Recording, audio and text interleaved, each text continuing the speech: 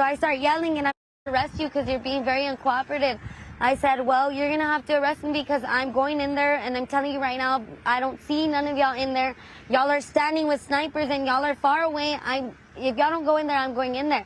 He immediately put me in cuffs. She says after Uvalde police officers told marshals to uncuff Gomez, she ran towards the school. As soon as they uncuffed me, I jumped that first gate fence.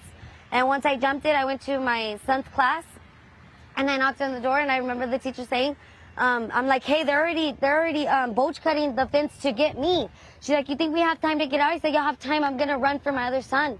Once she was assured her son was okay, Gomez ran to get her other child, encountering more officers who tried to stop her. So I start yelling, and I'm being uncooperative, and I'm like, well, y'all aren't doing what are y'all doing? Y'all ain't doing y'all need to be in here. Give me your vest. Somebody give me a vest, something. I started paying attention to how far the shots were being, so that I knew the shooter was all the way still by my first son's class. So when I went to my second son's door, the teacher didn't want to open the door for me. So that's when they started escorting me out. And as I see that they're opening my son's door, I go run for my son, and I get him. With both of her kids out safe, Gomez still can't shake the thought of those who didn't make it. While you were inside the school, did you see officers inside the school? There was not one officer inside the school when I ran to my second son's class. There was not one officer.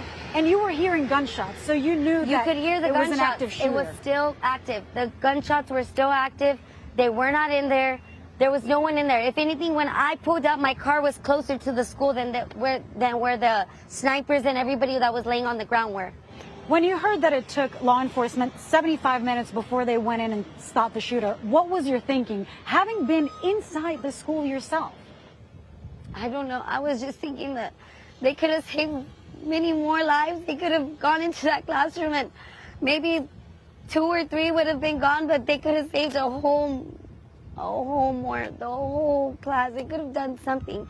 Gone through the window, sniped them through the window. I mean, something, but nothing was being done. If anything, they were being more aggressive on us parents that were willing to go in there. And like I told one of the officers, I don't need you to protect me. Get away from me. I don't need your protection. If anything, I need you to go in there with me to go protect my kids. And if anything, they were being more aggressive on us. They were more pertaining on keeping us back than getting into that school.